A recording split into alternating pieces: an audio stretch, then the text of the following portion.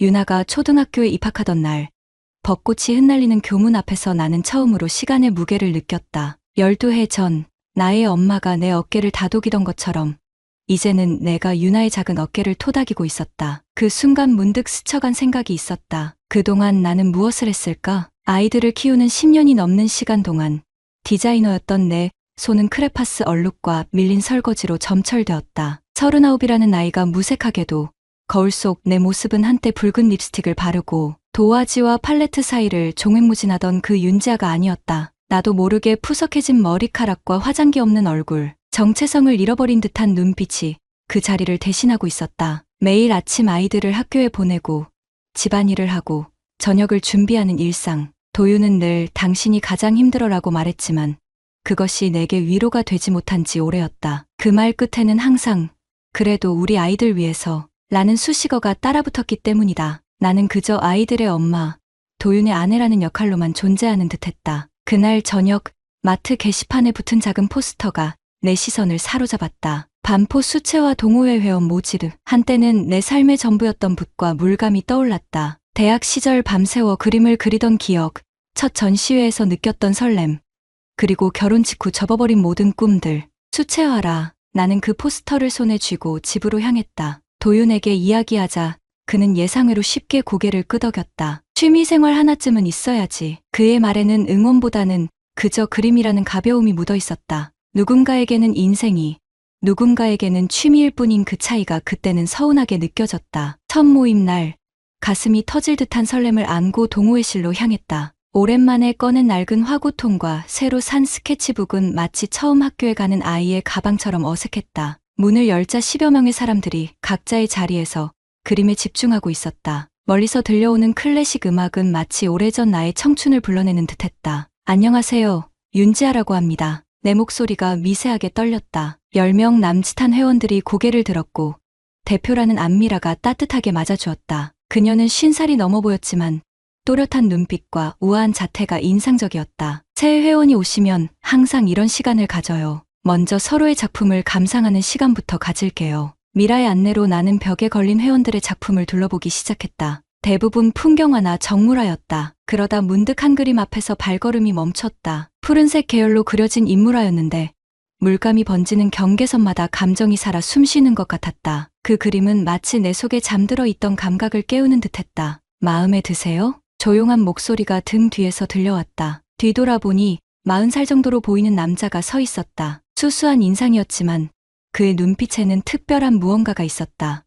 네, 이렇게 따뜻한 푸른색은 처음 봐요. 그는 미소를 지었다. 푸른색도 차가울 수만은 없죠. 모든 색에는 온도가 있으니까요. 이한결이라고 합니다. 프리랜서 일러스트레이터예요. 그의 이름을 듣는 순간 그가 그 그림의 주인이라는 것을 직감했다. 한결은 붓을 꺼내어 내게 건넸다. 직접 그려보세요. 손끝은 기억하니까요. 그 말에 내 심장이 묘하게 반응했다. 마치 오랜 시간 동안 누군가가 내 능력을 진지하게 인정해준 첫 순간 같았다. 도윤도, 시댁 식구들도, 심지어 친구들조차 내 그림을 예쁜 취미 정도로만 여겼다. 하지만 이 낯선 사람은 단 한마디로 내 안에 잠들어 있던 예술가를 깨워냈다. 그날의 수업은 기초적인 수채화 기법에 관한 것이었다. 물감과 물의 비율, 종이와의 만남, 붓의 움직임, 모든 것이 낯설면서도 묘하게 익숙했다. 한결은 간간히 내 옆을 지나며 조언을 건넸고 미라는 과거 내 경험을 듣고는 놀라움을 감추지 못했다. 전공자셨군요.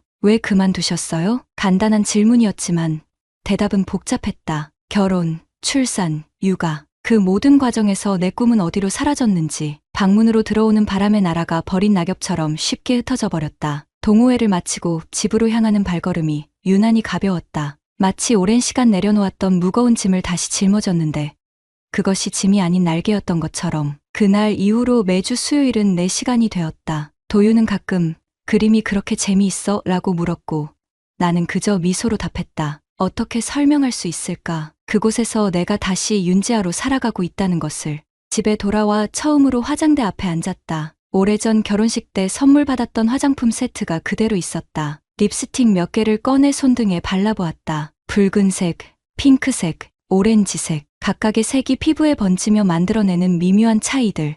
문득 한결의 푸른 인물화가 떠올랐다. 과연 그는 어떤 색으로 나를 그릴까 하는 생각이 스쳐 지나갔다. 그날 밤 10년 만에 처음으로 립스틱을 바르고 잠자리에 들었다. 나도 모르게 가슴이 설레었다. 마치 오랜 시간 잊고 있었던 나를 다시 만난 것 같은 느낌이었다. 그 설렘이 무엇을 향한 것인지 그때의 나는 알지 못했다. 물감보다 먼저 번지기 시작한 것은 바로 나의 감정이었다. 매주 수요일은 빠르게 내 삶의 중심축이 되어갔다. 아이들 등교 준비와 아침 식사, 집안일을 서두르는 이유가 그저 나만의 시간을 위해서였다. 수채화 동호회가 열리는 문화센터로 발걸음을 옮길 때마다 가슴이 두근거렸다. 마치 시간을 거슬러 첫 데이트를 앞둔 23세 나로 돌아간 듯한 느낌이었다. 세 번째 수업날, 미라는 색의 감정을 주제로 수업을 진행했다. 같은 풍경도 사용하는 색에 따라 전혀 다른 감정으로 표현된다는 내용이었다. 미라의 시범이 끝나고 각자 작업에 들어갔을 때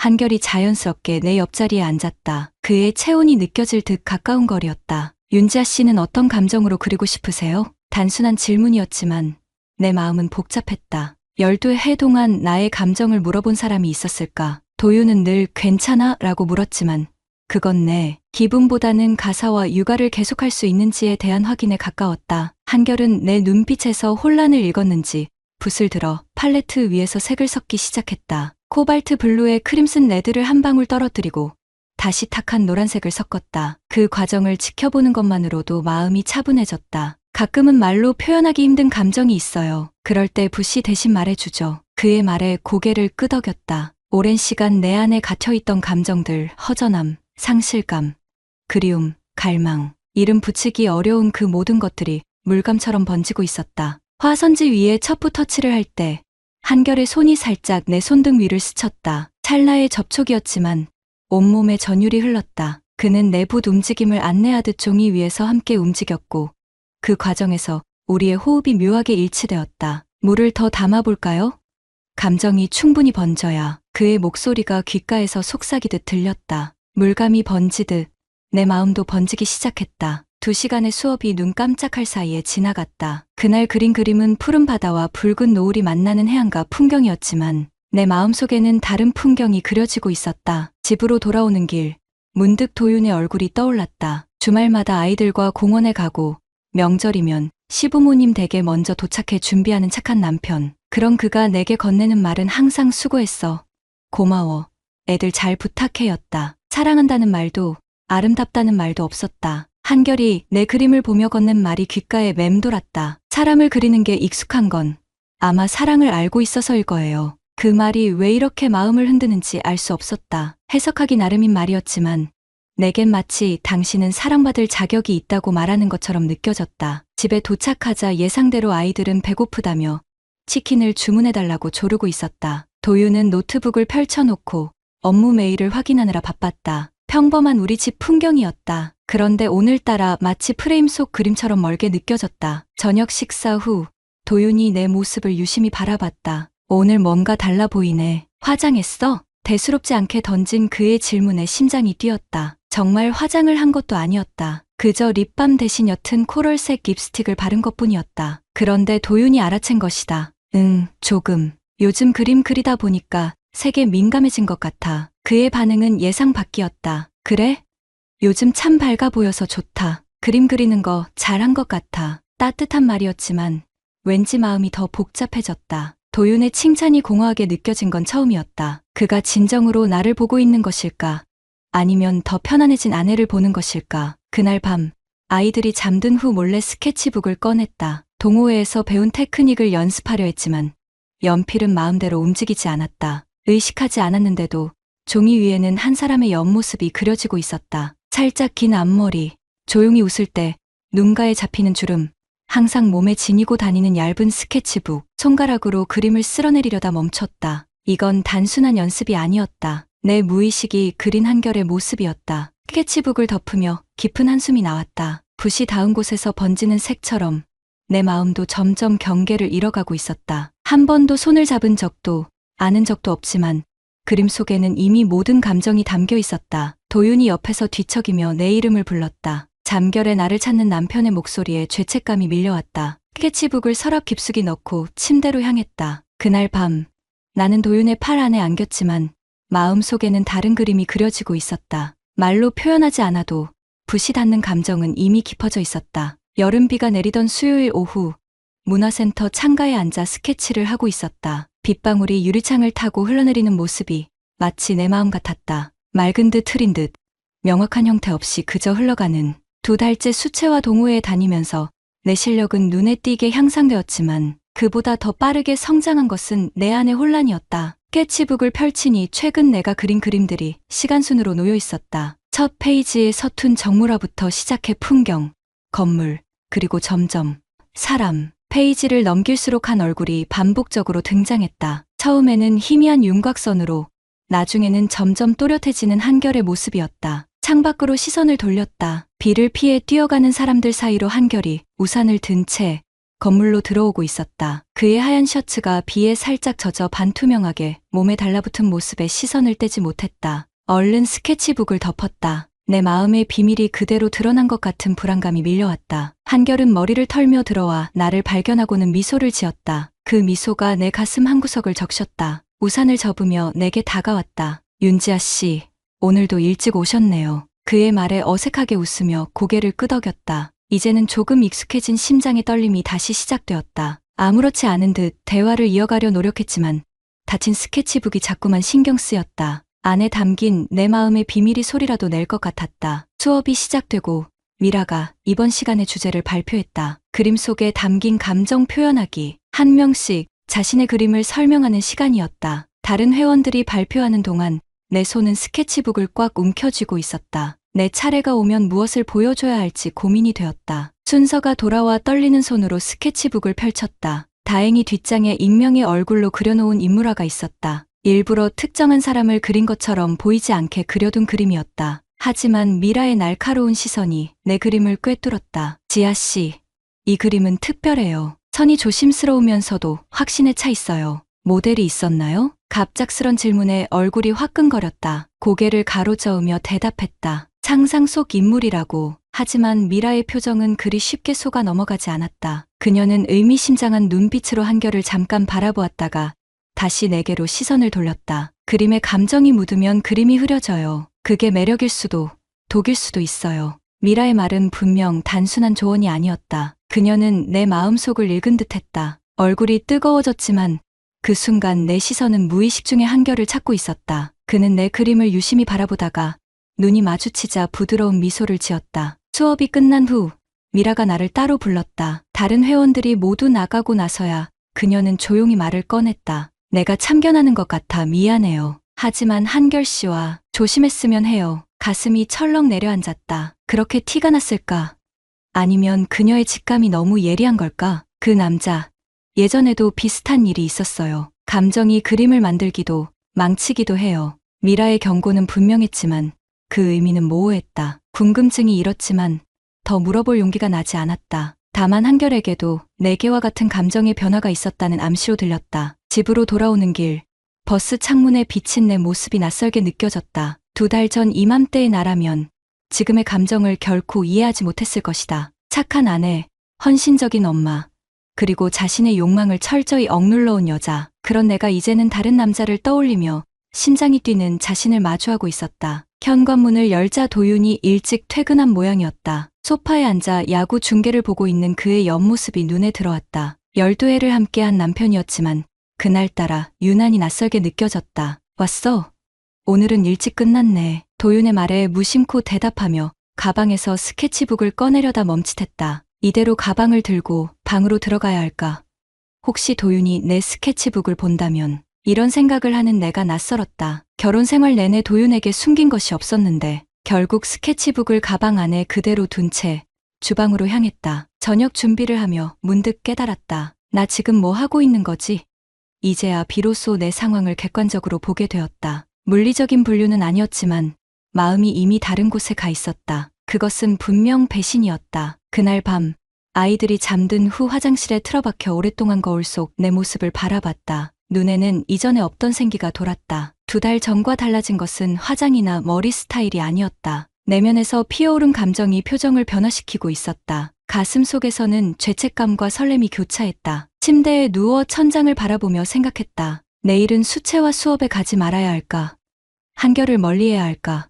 하지만 내 마음은 이미 알고 있었다. 다음 날도, 그 다음 날도 나는 다시 그림을 그리러 갈 것이다. 그리고 스케치북 속 얼굴은 점점 더 선명해질 것이다. 그림 속 얼굴이 자꾸 한 사람을 닮아가는 것처럼 내 마음도 점점 그를 향해 기울어가고 있었다. 가을의 문턱에 선 9월의 어느 수요일, 문화센터 게시판에는 공동 창작 특별 수업 공지가 붙어 있었다. 두 사람이 한 팀이 되어 하나의 작품을 완성하는 프로젝트였다. 미라는 팀을 발표하기 전 의미심장한 눈빛으로 나를 바라보았다. 무언가 예감이 들었지만 그래도 기대하지 않으려 했다. 윤자 씨는 이한결 씨와 함께 작업하세요. 미라의 말에 심장이 뛰었다. 그녀가 일부러 우리를 같은 팀으로 배정한 것인지 아니면 정말 우연인지 알 수 없었다. 아마도 내 그림 속에 담긴 비밀을 간파한 그녀의 일종의 시험이 아닐까 하는 생각이 들었다. 자리를 옮겨 한결 옆에 앉자 그의 향기가 미세하게 느껴졌다. 물감과 종이, 그리고 어딘가 숲을 연상시키는 상쾌한 냄새였다. 한결은 여전히 차분한 목소리로 주제에 대해 이야기했지만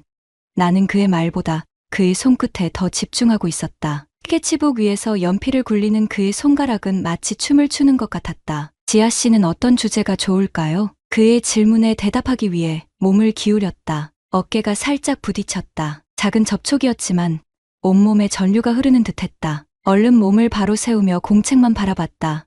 저는 계절의 변화를 그리고 싶어요. 여름에서 가을로 넘어가는 내 대답에 한결은 고개를 끄덕였다. 그리고는 큰 종이를 꺼내 테이블 위에 펼쳤다. 스케치를 시작하면서 우리의 손이 자연스럽게 교차되었다. 그의 손이 내 손등 위를 스칠 때마다 숨이 멎는 듯했다. 이 감각은 도윤과도 다른 누구와도 느껴본 적 없는 것이었다. 한결이 윤곽을 잡고 내가 색을 입히는 방식으로 작업이 진행되었다. 그의 선과 내 색이 만나는 순간 종이 위에서는 기적 같은 일이 벌어지고 있었다. 마치 오랫동안 함께 그림을 그려온 것처럼 우리의 작업은 완벽하게 조화를 이루었다. 오후 내내 이어진 작업 동안 우리는 거의 말을 하지 않았다. 그저 붓의 움직임과 눈빛으로 대화했다. 가끔 손이 겹치고 시선이 마주치면 짧게 미소를 교환했다. 말로 표현하지 않아도 통하는 이 감각이 새삼 낯설었다. 완성된 그림은 놀라웠다. 녹음이 짙은 여름 숲이 서서히 가을의 황금빛으로 물들어가는 풍경이었다. 그 경계에는 한 남녀가 등을 맞대고 앉아 있었다. 얼굴은 그리지 않았지만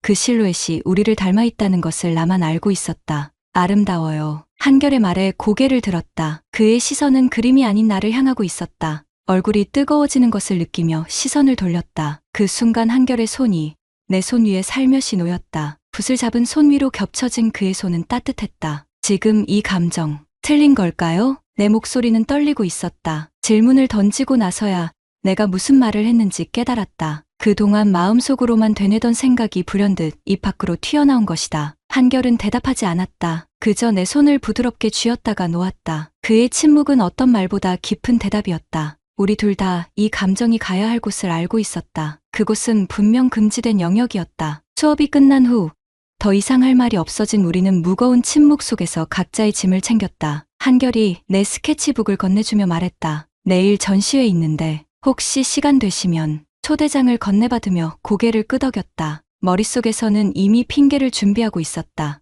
내일은 유나의 학부모 모임이 있고 도윤은 늦게 퇴근한다고 했다. 충분히 시간을 낼 수 있었다. 집으로 돌아와 아이들의 저녁을 준비하며 마음은 이미 내일의 전시회에 가 있었다. 핸드폰 알람을 맞추고 입을 옷까지 고르면서도 가슴 한구석에는 죄책감이 스며들었다. 이것이 불륜인가? 육체적인 관계는 없었지만 마음이 다른 남자에게 향해 있다는 것만으로도 현관문 소리에 고개를 들었다. 도윤이 평소보다 일찍 돌아왔다. 그는 나를 보고 피곤한 미소를 지었다. 12해 함께 산 남편의 미소였다. 아이들의 아빠이자 내 젊음을 함께한 파트너였다. 갑자기 눈물이 날 것 같았다. 오늘 어땠어? 그림 잘 그렸어? 평소와 다름없는 질문이었지만 오늘따라 가슴이 아팠다. 대답 대신 무의미한 미소를 지었다. 도윤은 내 표정의 변화를 눈치채지 못하고 욕실로 향했다. 샤워 소리가 들리는 동안 나는 주방에 서서 한동안 움직이지 못했다. 저녁 식사 후 도윤은 아이들의 숙제를 봐주겠다며 유나의 방으로 향했다. 그 순간 소파 위에 놓인 내 가방에서 스케치북이 살짝 보였다. 급히 가방을 챙기려는 찰나 도윤이 멈춰 섰다. 그거 내 그림책이지. 한번 봐도 돼? 그의 물음에 심장이 멎는 듯했다. 스케치북을 보여주지 않을 이유가 없었다. 평소라면 기꺼이 보여줬을 것이다. 하지만 지금의 스케치북은 내 마음의 비밀을 그대로 드러내는 증거와 다름없었다. 아, 그냥 연습장이라 별거 없어. 나중에 정리해서 보여줄게. 어색한 미소를 지으며 대답했지만 도윤은 이미 스케치북을 손에 쥐고 있었다. 그리고 아무렇지 않게 펼쳤다. 첫 페이지는 무난한 풍경화였다. 두 번째 페이지도. 하지만 페이지를 넘길수록 내 심장은 빠르게 뛰기 시작했다. 마침내 도윤의 손이 멈췄다. 그가 바라보는 페이지에는 한결의 옆모습이 선명하게 그려져 있었다. 그것도 한 번이 아닌 여러 각도에서 분명히 같은 사람이라는 것을 알 수 있을 정도로 세밀하게. 이 사람, 누구야? 도윤의 목소리는 담담했다. 내 귀에는, 아니 내 죄책감 속에서는 날카롭게 들렸지만 그냥 모델이야. 내 목소리가 떨렸다. 평생을 함께한 남편에게 거짓말을 하는 것이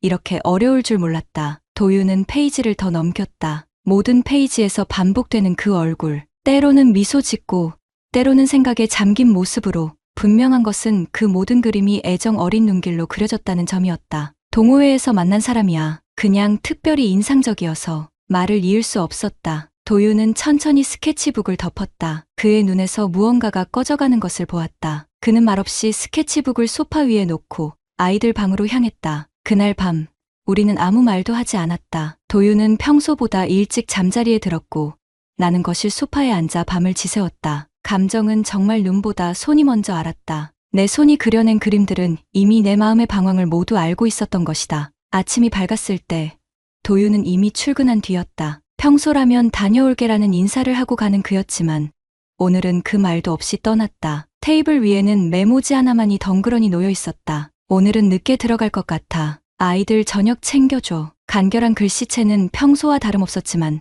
그 안에 담긴 거리감은 낯설었다. 아이들을 학교에 보내고 집으로 돌아오자 처음으로 집 안이 무겁게 느껴졌다. 12해 동안 매일 마주하던 공간이 갑자기 낯설었다. 벽에 걸린 가족 사진들이 꾸짖듯 나를 바라보는 것 같았다. 유나의 첫 생일 파티, 도윤의 승진 축하 여행, 우리의 결혼 10주년 기념사진. 모든 순간에서 우리는 행복해 보였다. 소파에 앉아 스케치북을 다시 펼쳤다. 정말 이 감정은 어디서부터 시작된 것일까? 그저 내 그림 솜씨를 칭찬한 한 사람의 말에서 시작된 것이라고 하기엔 너무 깊어져 있었다. 아마도 그 시작은 훨씬 이전, 내가 나 자신을 잃어버렸던 그 순간부터였을 것이다. 전시회 초대장이 여전히 가방 속에 있었다. 오늘 오후 2시, 시계를 보니 이미 11시가 넘어가고 있었다. 가야 할까, 말아야 할까. 전날 밤의 이후에도 그곳에 간다는 것은 내 선택의 방향을 의미했다. 하지만 가지 않는다면 그것은 영원한 미련으로 남지 않을까. 결국 나는 옷을 갈아입었다. 오래전 도윤이 생일 선물로 사준 원피스였다. 왜 하필 이 옷을 골랐는지 나도 알 수 없었다. 죄책감과 반항심 사이 어딘가에서 균형을 찾으려는 무의식적 선택이었을까. 전시회장은 도심 한복판의 작은 갤러리였다. 문을 열고 들어서자 한결의 작품들이 벽을 따라 걸려 있었다.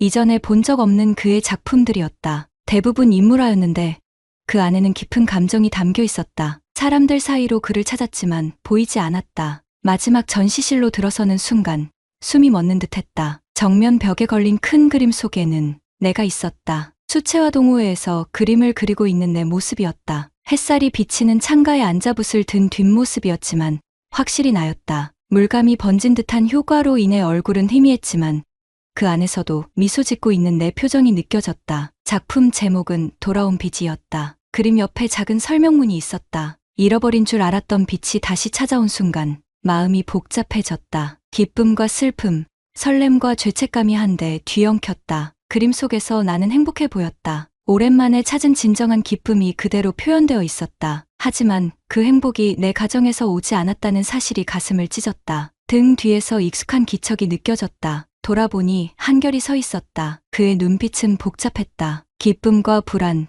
그리고 무언가 결심한 듯한 단단함이 함께 있었다. 잠시 침묵이 흘렀다. 마침내 그가 말했다. 미라가 우리 상황을 그에게 이야기했다고. 그리고 그도 자신의 감정이 어디로 향하고 있는지 잘 알고 있다고. 하지만 그는 내 가정을 깨고 싶지 않다고 했다. 그의 말 한마디 한마디가 내 마음에 깊이 새겨졌다. 그는 결코 나에게 선택을 강요하지 않았다. 오히려 스스로 물러서고 있었다. 그의 눈빛에서 익은 것은 사랑이 아닌 존중이었다. 갤러리를 나오면서 하늘을 올려다봤다. 가을의 파란 하늘에 흰 구름이 천천히 흘러가고 있었다. 모든 사랑이 이루어지는 것은 아니라고, 모든 그림이 완성되는 것은 아니라고 스스로에게 말했다. 때로는 미완성으로 남겨두는 것이 더 아름다울 수도 있다고. 집으로 돌아가는 길, 도윤에게 전화를 걸었다. 몇 번의 신호음 끝에 그가 받았다. 그의 목소리는 지쳐 있었다. 나 지금 집에 가고 있어. 오늘 저녁 같이 먹을까? 잠시 침묵이 흘렀다. 도윤의 대답은 예상외였다. 나는 아직 일이 남아서 너희끼리 먼저 먹어. 그의 목소리에서 무언가가 느껴졌다. 분노도 슬픔도 아닌 포기에 가까운 감정이었다. 그것이 더 가슴 아팠다. 화를 내거나 소리를 지르는 것보다 이렇게 조용히 물러서는 그의 모습이 더 큰 죄책감을 불러일으켰다. 집에 도착해서 문을 열자마자 아이들이 달려와 안겼다. 유나는 학교에서 만든 그림을 자랑했고 동생은 새로 배운 노래를 흥얼거렸다. 그들의 순수한 웃음 앞에서 모든 혼란이 잠시 멈춘 듯했다. 저녁을 준비하며 결심했다. 수채화 동호회는 그만두기로, 한결에게 더 이상 감정을 키우지 않기로, 도윤과 아이들과의 일상으로 돌아가기로. 가장 무거운 마음으로 내린 가장 가벼운 결정이었다. 밤 10시가 넘어서야 현관문 소리가 들렸다. 도윤이 돌아왔다. 평소보다 많이 지친 얼굴이었지만 술 냄새는 나지 않았다. 다행이었다. 그는 나를 바라보았고 나는 그에게 다가갔다. 말이 필요 없었다. 그저 그의 손을 잡았다. 도윤은 말을 잊지 못했다. 그림은 증거가 되지 않지만 감정은 이미 증명된 후였다. 우리는 그날 밤 많은 이야기를 나눴다. 잃어버린 나의 정체성에 대해, 그가 미처 알아채지 못했던 내 갈망에 대해, 그리고 앞으로 우리가 나아갈 방향에 대해. 다음 날, 나는 미라에게 전화를 걸어 동호회를 그만둔다고 알렸다. 그녀는 이미 알고 있었다는 듯이 담담하게 받아들였다. 그리고 마지막으로 한 가지 조언을 남겼다. 그림은 멈추지 마세요. 그건 당신의 일부니까. 그 말에 고개를 끄덕였다. 그녀의 말이 맞았다. 내가 포기해야 할 것은 한결에 대한 감정이지 그림 자체가 아니었다. 일주일 후, 도윤은 집 한켠의 작은 공간을 마련해 주었다. 내 그림을 그릴 수 있는 미니 스튜디오였다. 그것은 그가 나를 이해하려는 노력의 시작이었다. 그리고 오늘 밤, 아이들을 재운 후 그 공간에 앉았다. 새 스케치북을 펼치고 연필을 들었다. 무심코 그리기 시작한 선들이 점점 형태를 갖추었다. 그리고 문득 깨달았다. 또다시 그 남자의 눈매를 그리고 있었다. 붓을 내려놓았다. 그림을 찢어버리지는 않았다. 대신 스케치북을 천천히 덮고 서랍 깊숙이 넣었다. 어쩌면 시간이 지나면 이 감정도 희미해질지 모른다. 하지만 지금은 이 불완전한 그림처럼 내 마음도 여전히 번지고 있었다. 수채화의 선은 지워지지 않는다. 한 번 번지면 종이에 스며들어 흔적을 남긴다. 내 마음도 마찬가지였다. 선택은 했지만 감정의 흔적은 쉽게 지워지지 않을 것이다. 하지만 그것을 안고 다시 나의 자리로 돌아가기로 했다. 불완전하지만 진실된 마음으로. 구독자님들, 다른 분들과 함께 의견 나눠보세요. 저도 읽어보며 소통하겠습니다.